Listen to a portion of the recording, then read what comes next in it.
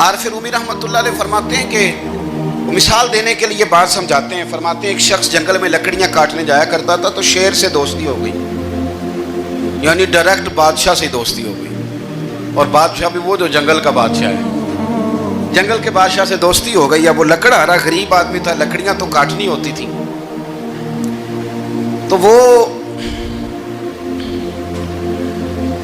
جنگل کا بادشاہ اعلان کر دیتا جانوروں کو کہ میرا دوست آیا, ایک تو کوئی تنگ نہ کرے, اور دوسرا یہ کہ سب لوگ مل کے اس کے ساتھ تعاون کریں. کبھی کوئی جانور لکڑیاں اکٹھی کراتا, کبھی کوئی اپنی پشت پہ گدھا, بیل, گھوڑا, خچر رکھ کے وہ لکڑیاں باہر چھوڑنے آتا. تو اب اس کی بڑی دھوم مچ گئی جنگل کے اندر. لکڑہارا مزدور تھا, وہ بادشاہ سے دوستی کر کے بادشاہ ہی بن گیا. وہ گھر آ کے نا بیوی کو اکثر بتاتا کہ میرا ایک دوست ہے, میں جاتا ہوں تو ساری پہلے ہی مخلوق کھڑی ہوتی ہے میرے استقبال کے لیے. دوستی جو بڑے سے ہو گئی ہے. بنا ہے شاہ کا مصاحب تو پھر یہ ہے اتراتا, وگرنہ شہر میں غالب کی آبرو کیا ہے.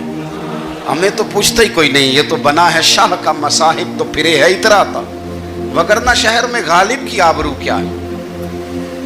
تو وہ لوگوں کو بتاتا, بیوی کو بھی بتاتا دوست ہے. تو بیوی کہنے لگی اتنی تو تعریفیں کرتا, یہ نہیں بتایا کہ وہ جنگل کا شیر ہے, پر نیرا دوست بتا دیا. بیوی کہنے لگ گئی کہ تو اتنا جو اس کا ذکر کرتا ہے تو کسی دن بلا نا, بلا کسی دن تاکہ اس کی دعوت کریں. اب اس نے پھر نہ اس کو پردے میں رکھا. کیا کہتے ہیں آج کل, سرپرائز دینا ہے, مگر سرپرائز دینا ہے, پردے میں رکھا کہ وہ شیر ہے. تو وہ بلا لیا گھر. اب اس کے لیے کچا گوشت, ظاہر ہے شیر نے کچا گوشت دکھانا تھا. وہ کہنے لگی پکانا کس طرح کا ہے. وہ کہنے لگا جب وہ آئے گا پھر بتاؤں گا. اب وہ کچا گوشت 2-3 بکرے ذبح کر کے ڈال دیے. وہ آ گیا شیر. عارف رومی کہتے ہیں جب وہ آیا نا تو اس کی بیوی نے دیکھا تو اس نے ایک سخت جملہ کہہ دیا. کہنے لگی اوہو, میں سمجھی تھی پتہ نہیں کون ہے, اس طرح کے درندے تیرے یار ہیں, کتے بلے دوست بنائے ہوئے ہیں, یہ کیا بات ہوئی. خیر وہ شیر نے سن لیا, گوشت کھایا, وہ چلا گیا. اگلے دن لکڑہارا لکڑیاں کاٹنے گیا تو شیر نے ملاقات کرتے ہی لکڑہارے سے کہا کہ یہ نا کلاڑی اٹھا اور میری پشت پہ نا ایک زخم کر دے.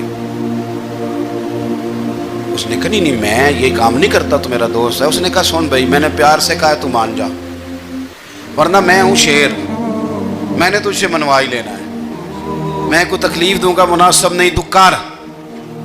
اس نے کلاڑی اٹھائی اور اس کی پشت پہ ایک زور سے زخم لگا دیا, خون بہنے لگا.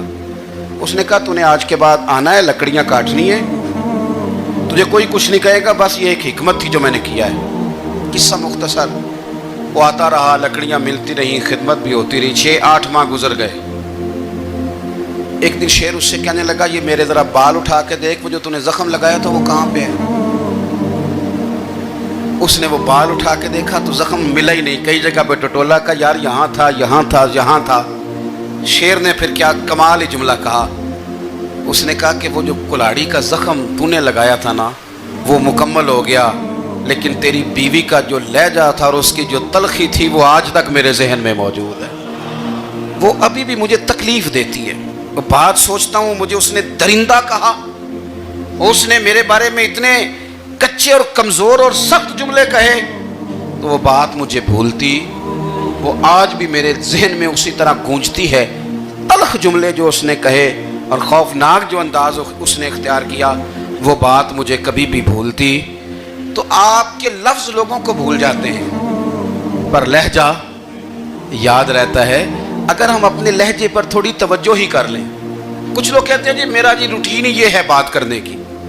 تو یہ یاد رکھنا کسی وقت ایسا بھی ہوتا ہے کہ شیر کو سوا شیر مل جاتا ہے.